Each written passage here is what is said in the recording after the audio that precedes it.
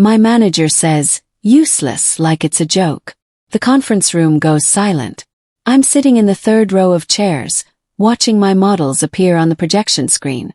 The financial forecasts I spent 3 weeks perfecting. The supply chain optimizations. The cost reduction algorithms. My work. My name isn't on any of it. These insights are exactly what we needed, the VP says, nodding at my manager, Kyle. Kyle nods back like he personally pulled the numbers from thin air. My hands tremble under the table. Then someone asks where these came from. Kyle laughs. This casual, confident laugh that makes my stomach drop. Oh, Tiffany put these together, but honestly, most of it was rough. I had to do a lot of heavy lifting to make it presentation ready. My chest tightens. Few people chuckle. Then he adds it, almost as an afterthought. Tiffany's smart, but sometimes her thinking is just useless without proper direction. The room doesn't really react. It's one of those moments that happens so fast most people forget it immediately. But I don't forget. I won't forget. The conference room door opens behind me. The CEO walks in mid-meeting. Everyone straightens. Kyle immediately stops talking. Thomas Voss is tall, sharp-eyed, and walks like he owns every room he enters. He's been running this company for 8 years. I've been here for 4, and I think he's only ever said my name once. He approaches the screen and stops. His eyes scan the financial models projected there. I watch his face. Something shifts in his expression. His eyes move to Kyle, then to me. Kyle fumbles for the remote. Just some preliminary analysis, sir. Nothing. Who wrote this? Voss asks. The room goes still. Kyle clears his throat.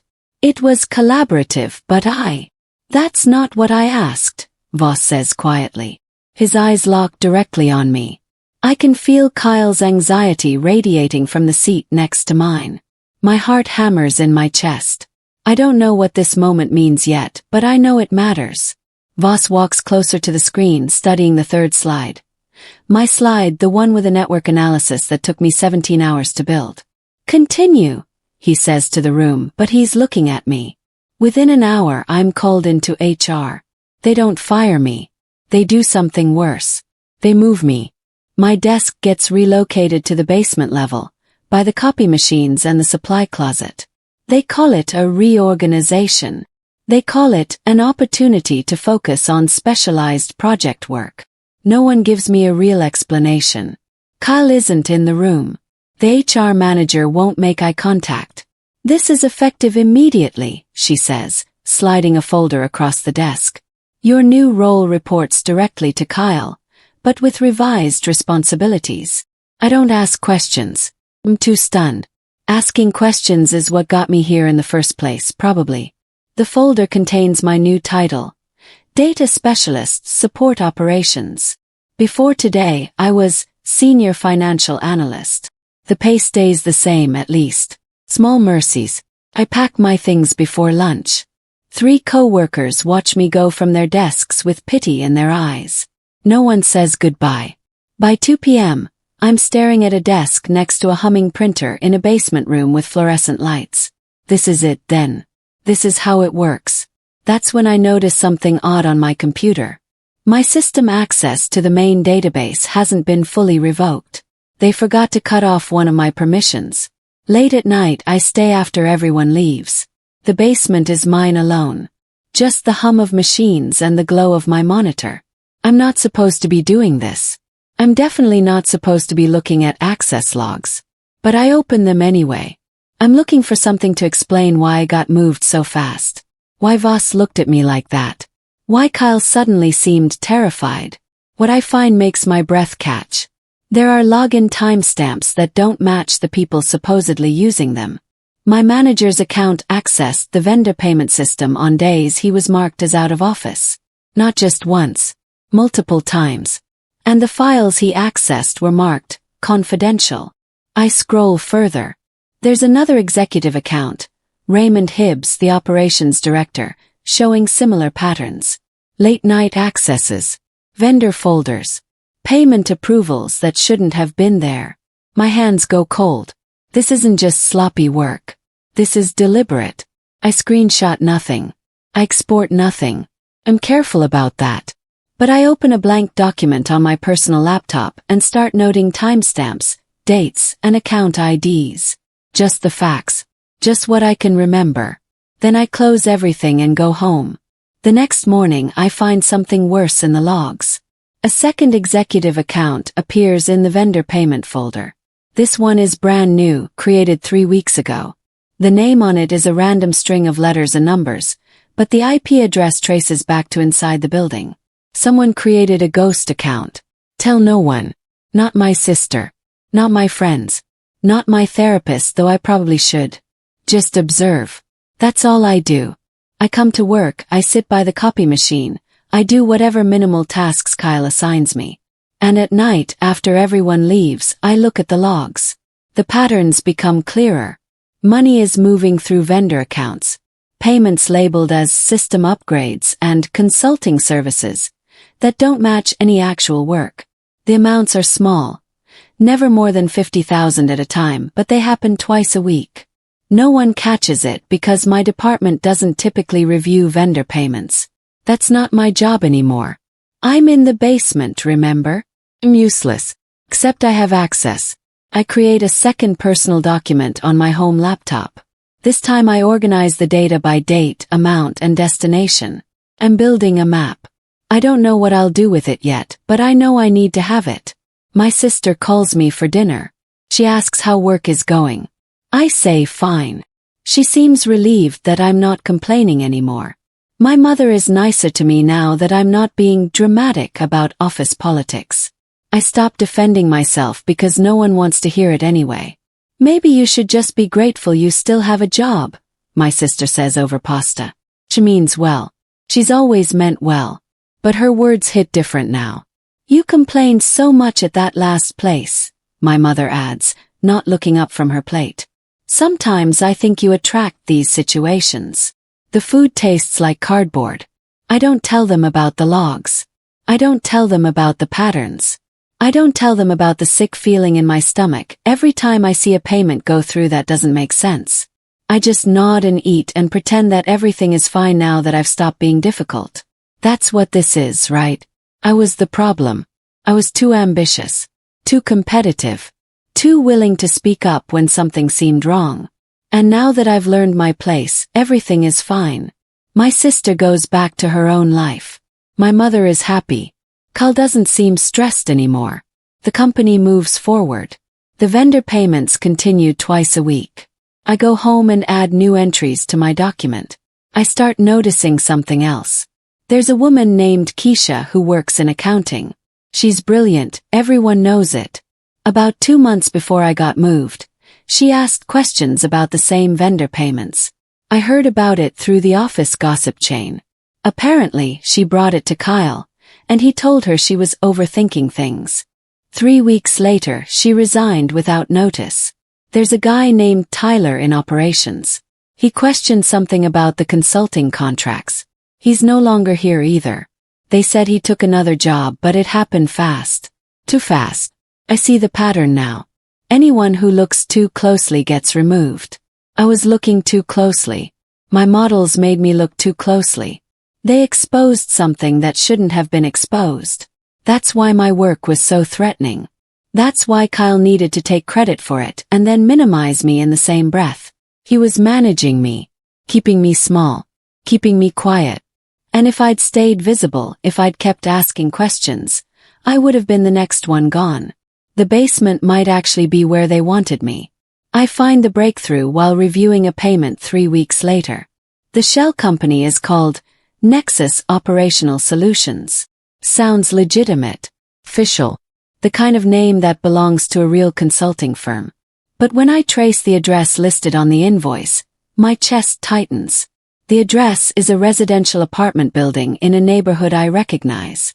I don't look it up from work. I don't search for it on any company computer. I wait until I'm home, and I pull up the property records on my personal laptop using a VPN. Just to be safe. The building is real. The address is real. But the apartment number listed on the invoice belongs to a residential unit, not a business address. I cross-reference the vendor setup records. Nexus Operational Solutions was created 6 months ago. Before that, I see similar payments going to a different company called Titan Advisory Group. Same approximate amounts, same frequency, different vendor name. They're rotating them, creating new shells when the old ones get too visible. The total amount being moved by my math is somewhere around $2 million over the past 18 months. That's not an accounting error. That's embezzlement. And my manager is connected to it. So is Raymond Hibbs. So is whoever created that ghost account. Kyle stops by my desk the next morning. I'm cataloging some procurement files, the kind of busy work that used to be beneath me. He leans against the cubicle wall like we're old friends. "How are you adjusting?" he asks, and his smile is so warm, so genuine looking, that I almost believe it. "Fine," I say. "Work is fine." "Good. I was worried for a minute there," he says. "After the conference room situation. I thought maybe you were upset with me." My hand stays still on my keyboard. I don't look at him. "You've been doing great down here," he continues. "Much better attitude. Much more cooperative." The word cooperative lands like a threat. "I'm glad I could adjust," I say quietly. He pats the top of my cubicle wall, a gesture that feels possessive, like he's congratulating a pet for learning a new trick. His hand stays there too long. "Let me know if you need anything," he says. "I'm always here for you."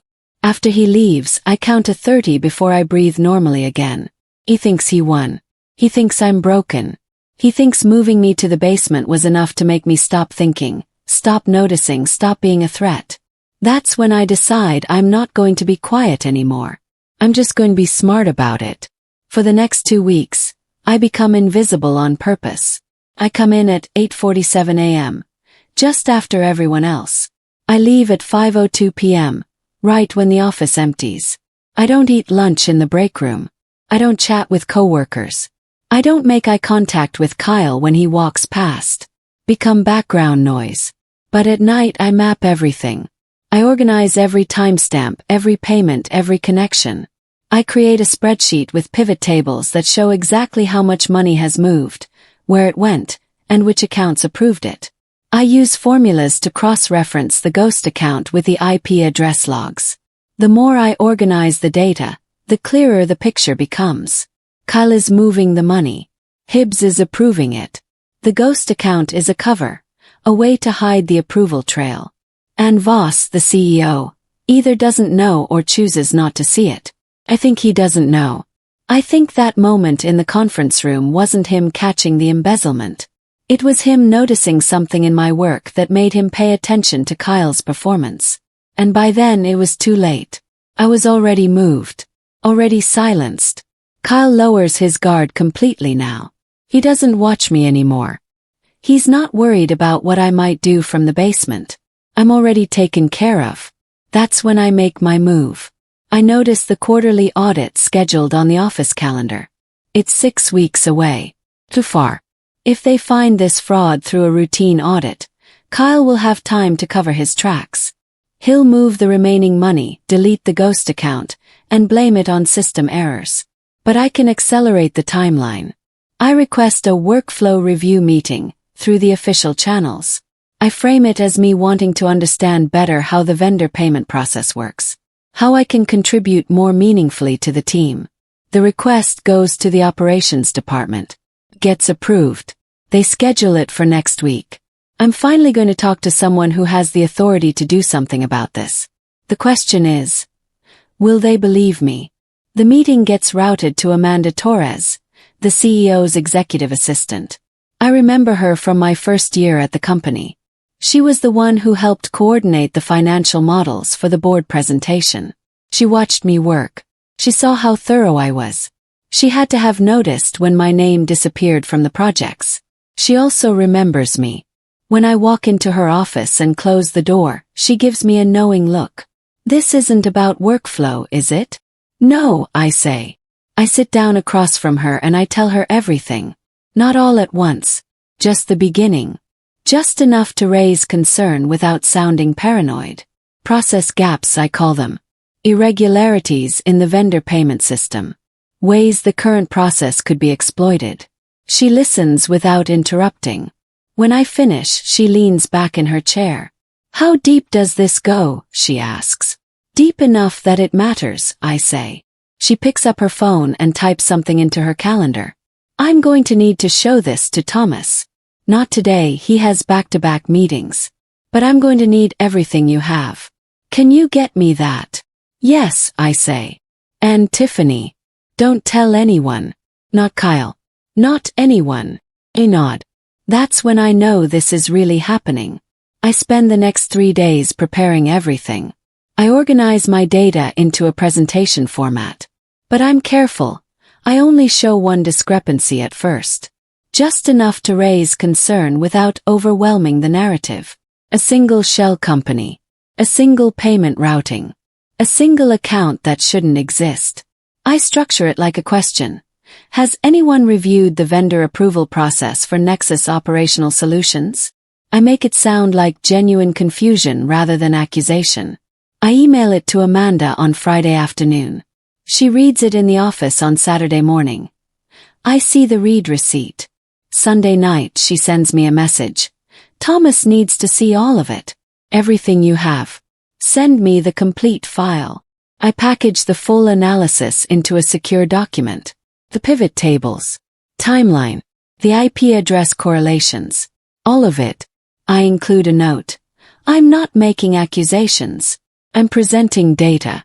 This data suggests that the vendor payment system has vulnerabilities that may be exploited.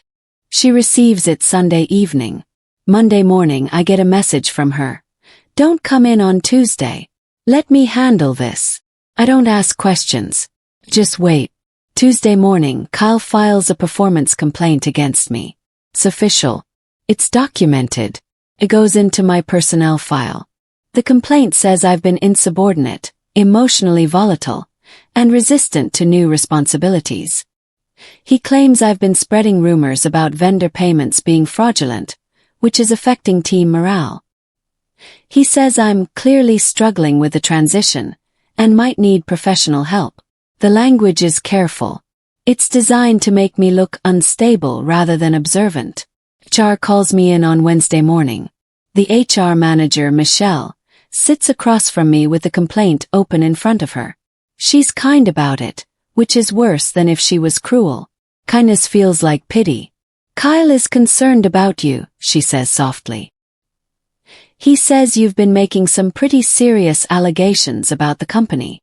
My throat goes dry. I haven't made any allegations, I say. I just asked questions about the vendor process. He says you told Amanda that there's fraud happening in the payment system, she says. My blood goes cold. Did Amanda tell Kyle? Did she show him the file? Did I just destroy this whole plan by being too open? I don't know what he told you, I say carefully, but I was asking for clarification about how the process works. She nods like she's heard this before. I believe you, but we need to document this. Do you want to provide a written statement? About what? Yes. About the complaint. About what Kyle said to you. I should say yes. I should defend myself. But something inside me knows that now is not the time. I don't think that's necessary, I say. I think there might have been a misunderstanding. She looks disappointed in me. I'm in a meeting with Kyle and Michelle the next day. Kyle sits across from me with a sad expression on his face.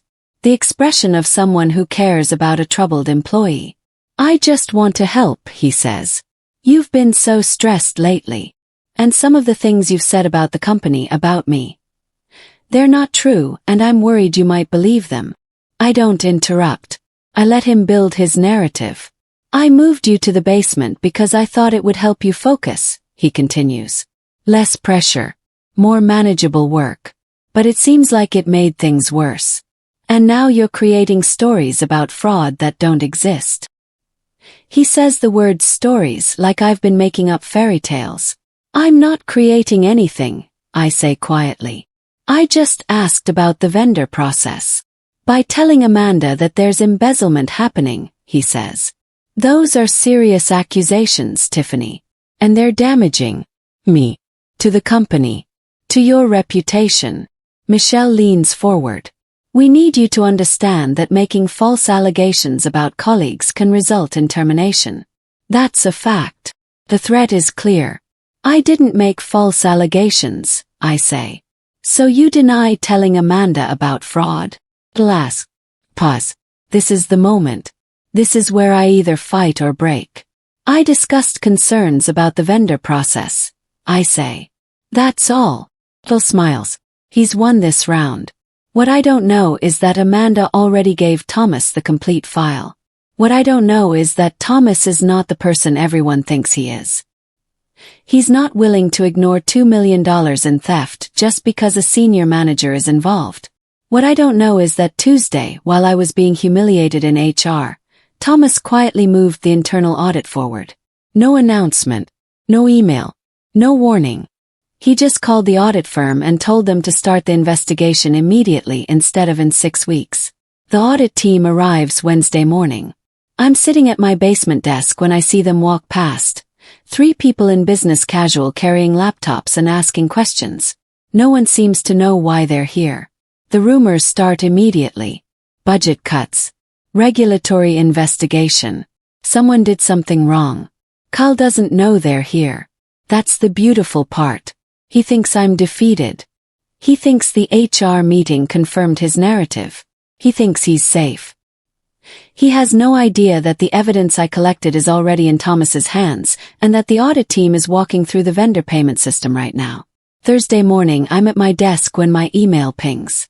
It's a vendor email chain that I shouldn't be on. Someone made a mistake putting me in the CC line. The email is from Nexus Operational Solutions.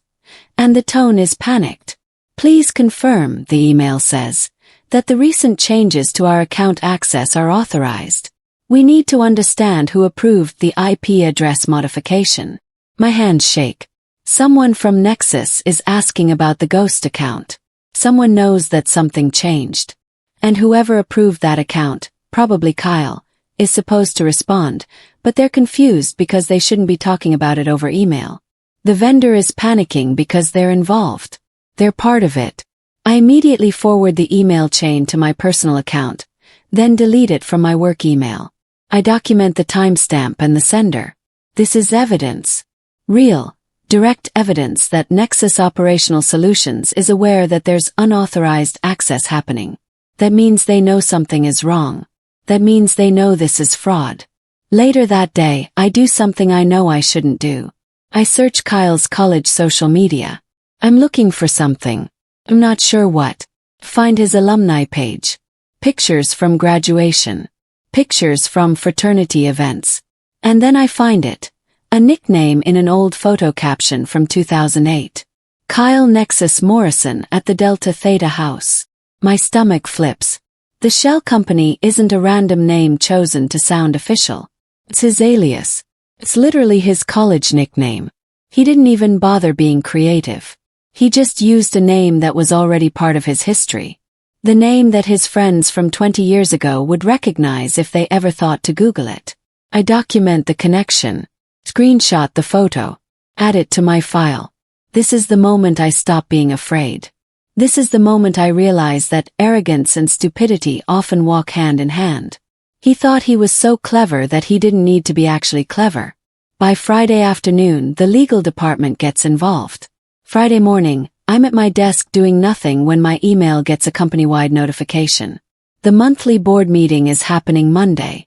There's a secure board packet being prepared. Advisors have been asked to contribute relevant materials. I'm not an advisor. I'm not supposed to have access to the board packet. But my permissions haven't been fully revoked since day one. I check the shared folder anyway. There it is. My analysis. My complete file on the vendor payment fraud. My presentation. My timeline. All of it.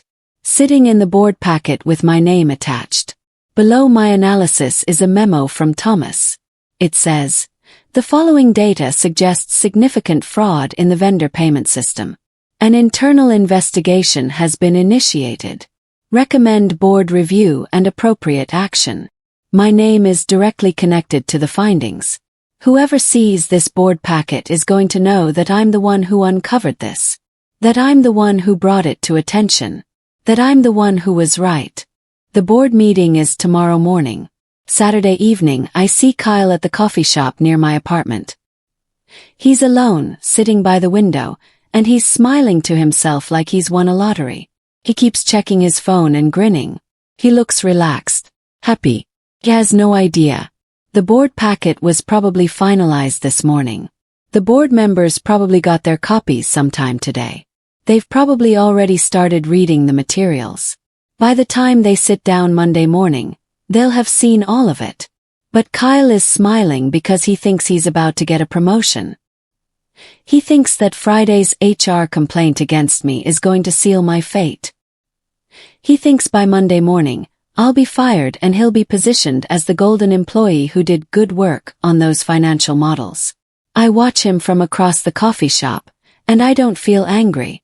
I just feel sad. Sad that he thought he could be this obvious. This stupid. He finishes his coffee and leaves. By tomorrow night, his world is going to change completely. Monday morning board meeting. I'm not supposed to know what happens. I'm not supposed to be in the boardroom. But Amanda sends me a text around 10 a.m. with a single sentence. It's happening. I sit in my apartment and refresh my work email every 30 seconds. By 11:30, there's a company-wide email. The subject line is, Important Executive Update. Immediate personnel changes. My heart stops. Open it. Thomas has called an emergency meeting for noon. All senior management. Mandatory attendance. The email gives no details about what the meeting is about. Kyle gets called in. So does Raymond Hibbs. So does everyone who might be connected to what we found. At 12:47 p.m., I get another text from Amanda. He asked for a moment. He's falling apart. At 1:15 p.m., security escorts Kyle out of the building. At 1:42 p.m. I get a call from HR. The voice is different this time. It's not Michelle. It's Thomas himself. Tiffany, this is Thomas Voss. We need to talk. I'm in Thomas's office within an hour. It's exactly what I imagined. Floor-to-ceiling windows overlooking the city. Expensive furniture. The kind of space that carries weight. Thomas sits behind his desk and he slides my report across the table toward me. Just paper. No commentary. No explanation. He doesn't need to say anything. I owe you an apology, he says quietly. And a thank you. And several other things that I'm not sure how to express. I'm looking at the report. My work, my evidence, my proof. And I'm trying to process that this is really happening. What happens now? Yes. Now Kyle Morrison and Raymond Hibbs face criminal charges. The embezzlement appears to go back much further than we initially thought. We're conducting a full forensic review. The board has requested I expand the investigation to all vendor accounts. Pauses. And you're going to lead that investigation. As the new Director of Financial Compliance. The title sits there between us. Director. My own department. I made a mistake letting you get moved to that basement, Thomas says. I thought Kyle was just poorly managing talent. I didn't realize he was actively stealing from the company. But you did. You documented it carefully. You presented it professionally. You waited for the right moment. And you changed everything. I'm crying. I didn't realize it until I feel the tears on my face. Kyle doesn't come back to the office after the board meeting. Security escorts him out while he's still processing what happened. He leaves without his laptop. Without his dignity. Without eye contact with anyone. The office buzzes with rumors and theories. People are talking about what he did. Some people are shocked. Others say they always suspected something was off about him. By the next morning, a company-wide email confirms the basics. Kyle Morrison is no longer with the company, effective immediately. An investigation into financial irregularities is underway. All vendor payments are frozen pending review. His LinkedIn profile is updated within 2 hours. No longer at company name. By next week, I hear through mutual connections that no one is hiring him. That he's become toxic in the industry.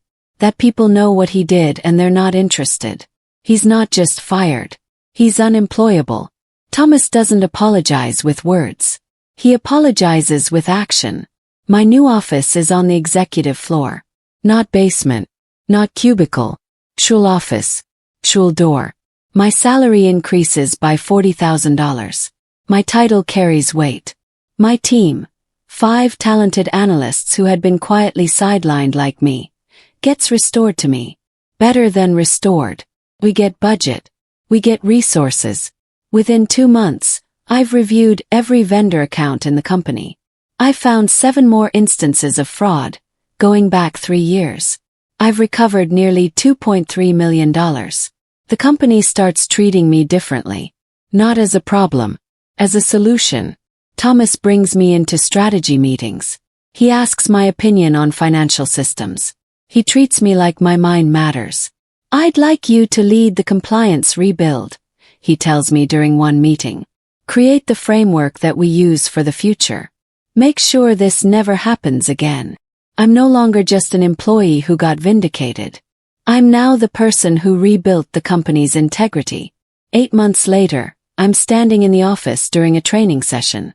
I'm teaching the new financial analysts the vendor review process.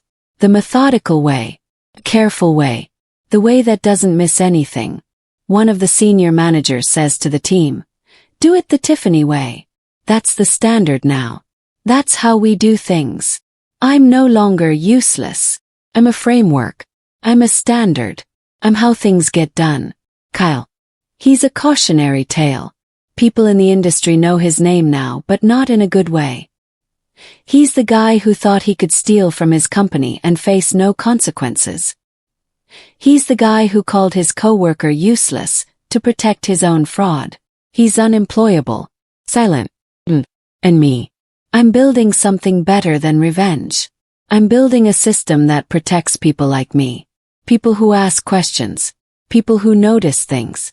People who refuse to stay quiet even when staying quiet seems easier. My sister calls me and says she's proud of me. My mother tells people about my promotion at book club. But I'm not doing this for them anymore. I'm not doing this because I needed validation. I'm doing this because arrogance always leaves a paper trail. And patience knows how to read it. That's the real victory. Not the revenge. Not the vindication. The real victory is knowing that the system is better now. That other people won't get moved to basements for asking the right questions. That the next person who finds fraud won't have to suffer in silence. Kyle called me useless because he couldn't control me. Turns out I was exactly as valuable as I always knew I was. I just had to prove it to everyone else.